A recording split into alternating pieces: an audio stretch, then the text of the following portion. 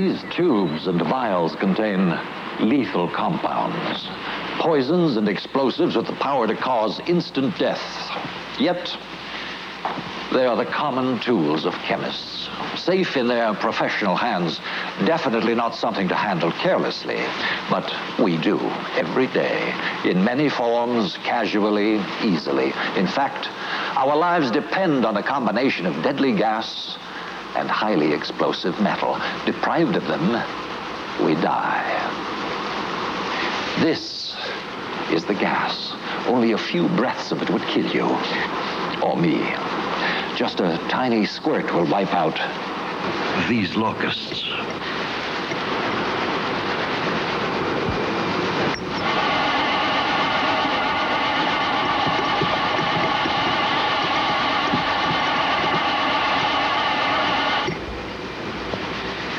This is the explosive. A bit of silvery white metal. It appears innocent enough. But don't believe it. Watch what happens when it's dropped into ordinary water.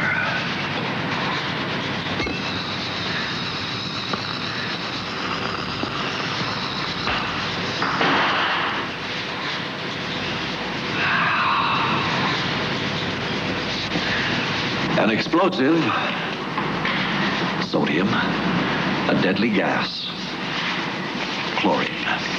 Alone, each is a potential killer, yet combined in nature, they create a substance which is essential for every living creature. Scientists call it sodium chloride. We call it salt.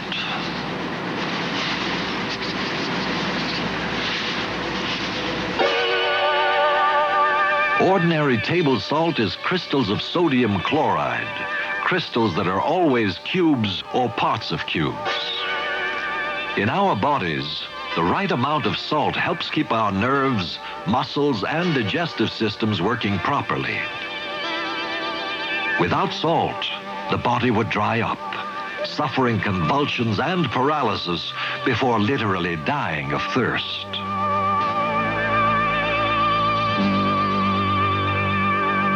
In some places, men still labor to wrest salt from the parched earth as their ancestors did thousands of years ago. At one time, salt was so precious that it was traded nearly ounce for ounce for gold. Even today, entire societies are virtually based on trading for salt.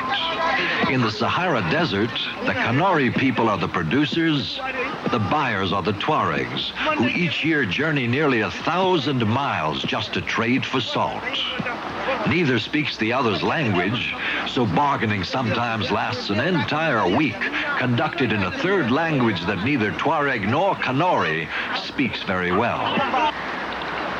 The deal concluded, precious water is applied sparingly to soften the mats protecting the 45-pound sticks of salt.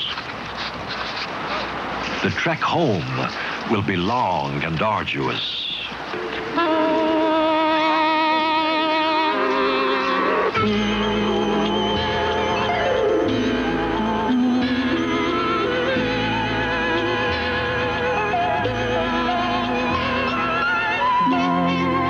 Like salt caravans across the desert, wild animals wear trails in the African savanna, driven by their need for salt. Domestic animals often need help from man. Ranchers in the western United States lay out 50-pound blocks of salt for grazing cattle.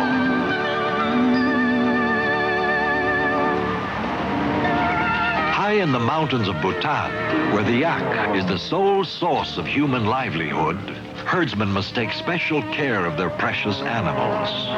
Once a month, they force-feed large doses of salt in the primitive but effective way of countless generations.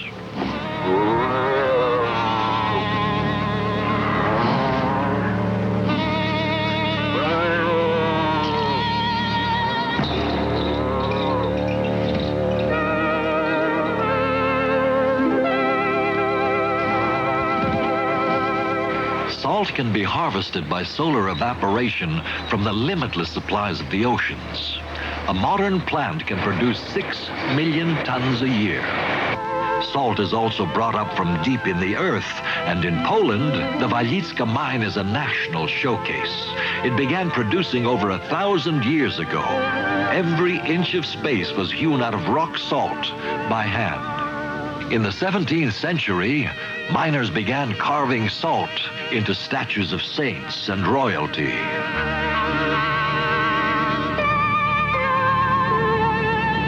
In one underground chapel, 3 centuries of human breath gradually erased the features of the saints, slowly dissolving them to leave statues of salt resembling abstract modern art.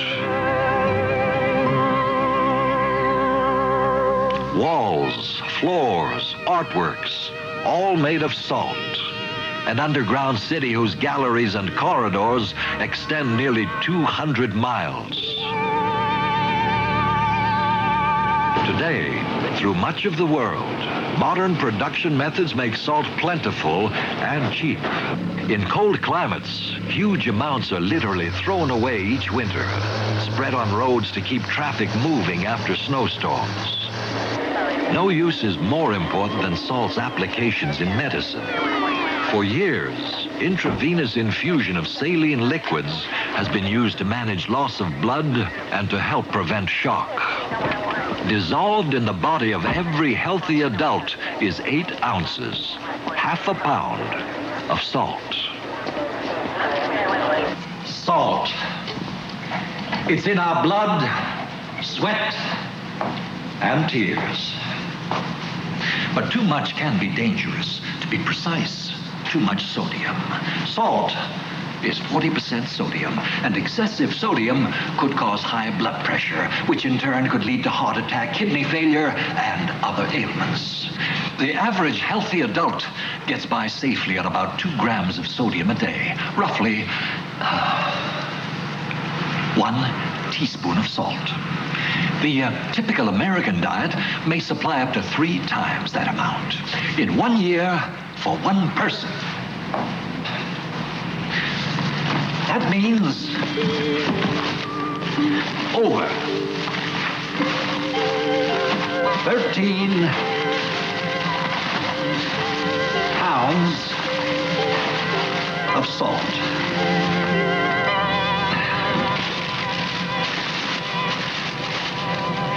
Believe it or not. Displayed here in the British Museum of Mankind is an archaeological mystery. It has been called the Skull of Doom. A life-size sculpture of a human skull carved in pure crystal. Despite their eminent expertise, the museum curators say little more than it is possibly of Aztec origin, the colonial period at the earliest. Which means that it's at least 500 years old and perhaps even older. But how could this smooth, flawless surface, perfect in every detail, be the result of what we know to be comparatively primitive tools? The experts have no answer. They do know how it got here. The museum bought it via Tiffany's, the New York jewelers, in 1898. But no one knows, or will say, where Tiffany's acquired it. There are vague stories about some mysterious soldier of fortune who returned with it after a trip to Mexico about 100 years ago. But no explanations, no facts.